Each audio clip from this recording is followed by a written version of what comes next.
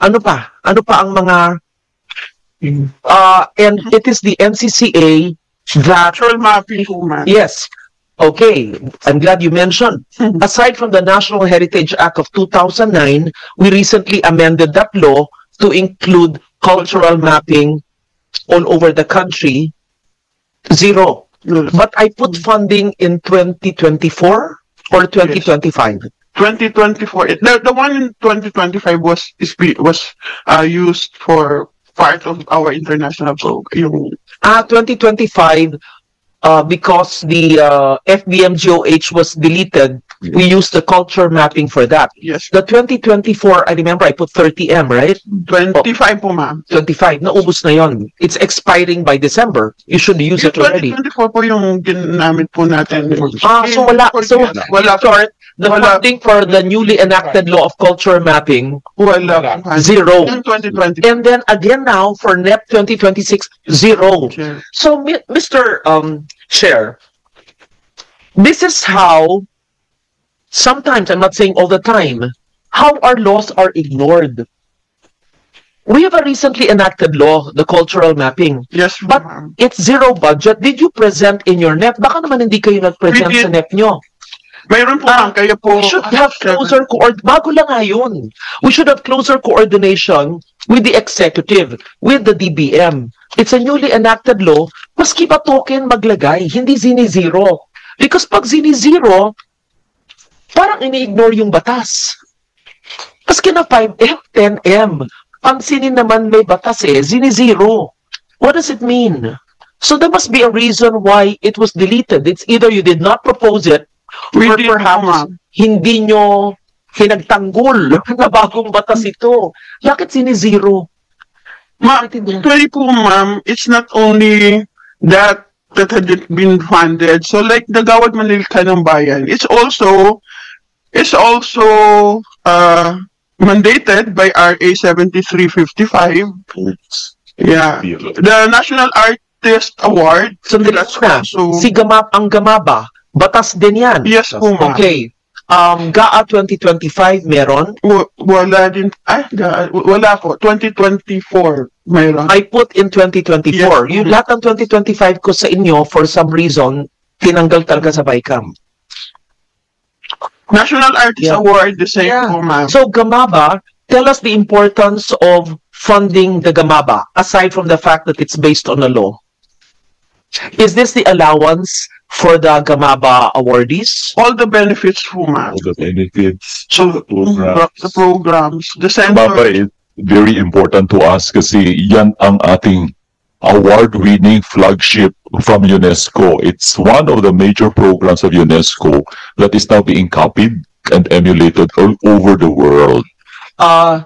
We know what the Gamaba is. These are the national living treasures. But the funding that was not included in the NEP, what does it mean? Yung pinangako natin na allowances sa mga gamabang namatay na at sa mga gamabang buhay pa pero mahihirap, it will stop? Yes. How much does Magdalena Gamayo receive from government? She's over 100 years old. Based on our law, yung pangako natin. Magkano ba ang kanilang allowance? Monthly allowance of 50,000. 5-0. Yes po, ma'am. Pangako natin yun. Yes. Pag siniro sa NEP, paano na po? Yun Wala. po. Maghihinto lang ang allowance. That's what we're appealing po. Because, Bakit ganoon? Is someone from DBM here? Hindi, gusto ko talagang maintindihan. I don't think SecMina nakakaabot sa kanya to because she will not allow this I mean, alam mo naman, hindi na papayag na ganito. Tawagan mo kasi mo, kausapin ko. Sama ko siya dati noon Pag kasama ko siya noon, sigurado ako yun ang tatanungin niya, hindi siya papayag na ganyan. So, mawawala ang mga allowance ng Gamaba. Kukuha kayo sa NEFCA. ganun po yung... Paano yung nangyari ng 2025? Kumuha kayo sa NEFCA. Baka naman ganun ang iniisip ng DBM kaya hindi kayo binigyan. Marami naman kayong pera sa NEFCA. But, I would not like to second guess. Yes. But that's the option that we are taking to charge it to NEFCA. Okay, so what are the programs? The Gamaba, and this is not just allowances of the elderly National Living Treasures, but these are promotions of Gamaba. Give Yeah, me one and also- example. Continuing production of the art that they were awarded, training Yes. the younger generation. Continuing production of their art. Yes. Example, Hmm. sa Pampanga, si Mutok. Mutok. Oo, yung kanyang art, ipaliwanag nyo, yung silver na kinukurba-kurba, inuukit. Tawag, ano na tawag sa prosesong yon? Pukpok. Oh, pag hindi natin pondohan yon, yung mga anak natin hindi na alam yon. In fact, ngayon, I'm sure nawawala na yon. Sayang naman. Tinalaga natin na Gamaba, kung hindi natin bibigyan ng tulong, mamamatay yung art. Makikita na lang siya sa National Museum, yung pala yung ginagawa ng panahong yon. Kaya lang, namatay na yung art at wala nang makakaalala kundi litrato. Hindi tayo papayag niyan. Yes, okay. Director Zuniga, nandito po kayo. Yes, ma'am. Yes. Madam Chair, good morning. Dahilan kung bakit yung mga batas na kailangan pondohan, maliliit lang naman, ay zero po sa NEP. Madam Chair, actually po, those projects po are charge po nila usually po ito sa NEFCA, and we have increased the NEFCA at their SAGF by 81 million. So, pwede po nila doon siyang may charge, and given na ang obligation lang rin po nila for the NEFCA ng 2025 is 88%. So, may natitira po from NEFCA. And given din po na doon sa aming parameters po, as mentioned by our secretary, one of the parameters po is the prioritization made by the agency. And yung mga na-mention po is nasa above top 10 po nila na priorities.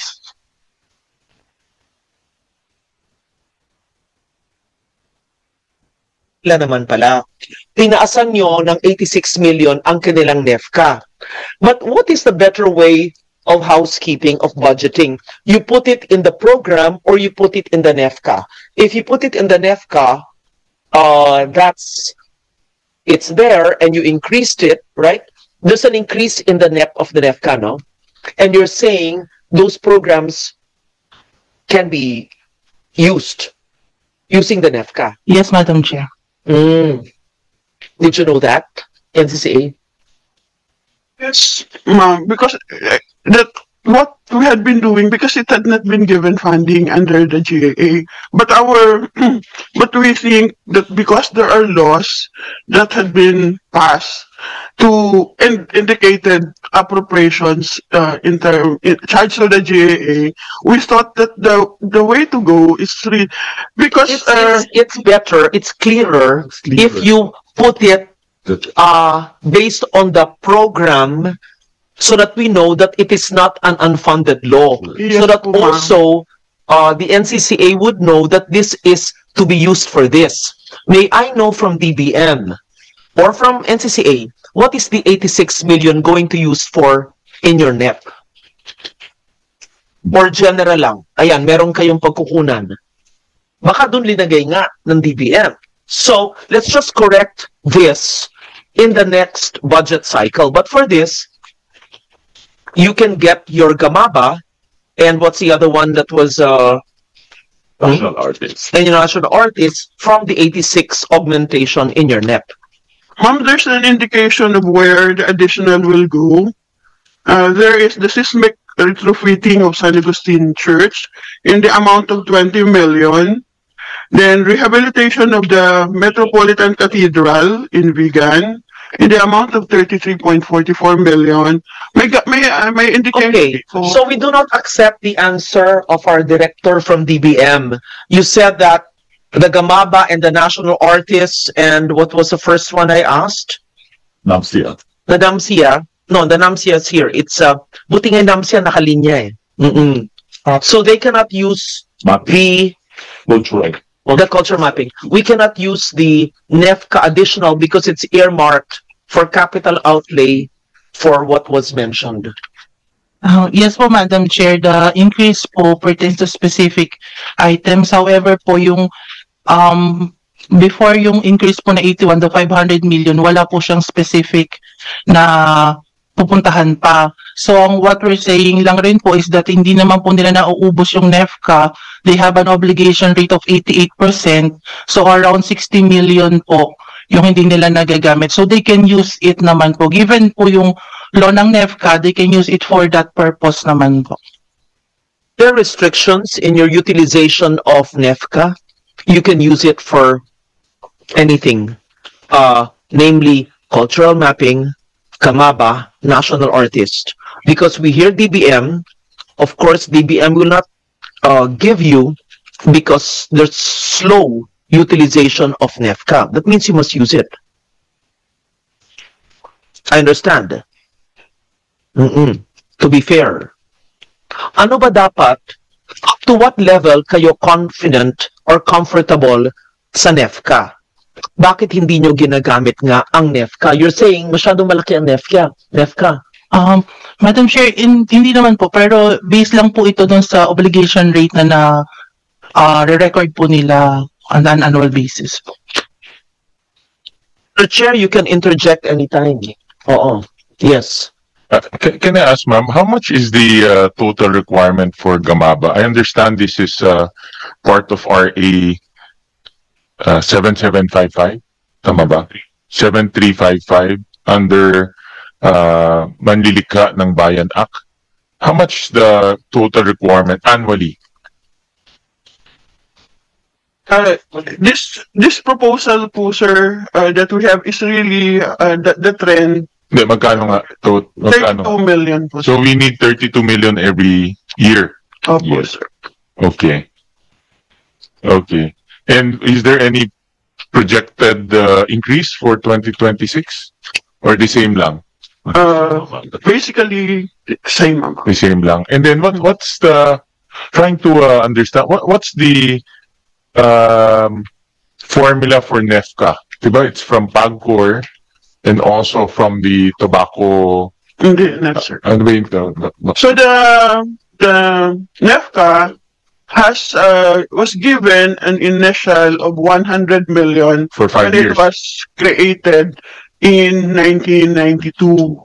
That was it, no, from PAGCOR, just 100 million. So we just use that to invest that, and it's only the interest of that amount that we can utilize. So that 500 100 million po, sir. Yung sa NEFCA, dalawa kasi po, sir. in sources. NEFCA and NECA. Yung NECA is 500 million. seed What's the capital. other one? NECA. NEFCA, National Endowment Fund for Culture and the Arts. And the Yung other isa one? po, National Endowment for Culture and the Arts. Wala lang po yung fund. Okay. And then itong NECA is anong source niya? PAGCOR din po, PAGCOR. yes. So PAGCOR remits Remitted already 500 million to us, and Okay. that is a seed capital, seed money okay. that we invest through the treasury, Okay. and the interest is the one that we utilize. How much is the interest a year? An average of 40 M. 40 M. Mhm.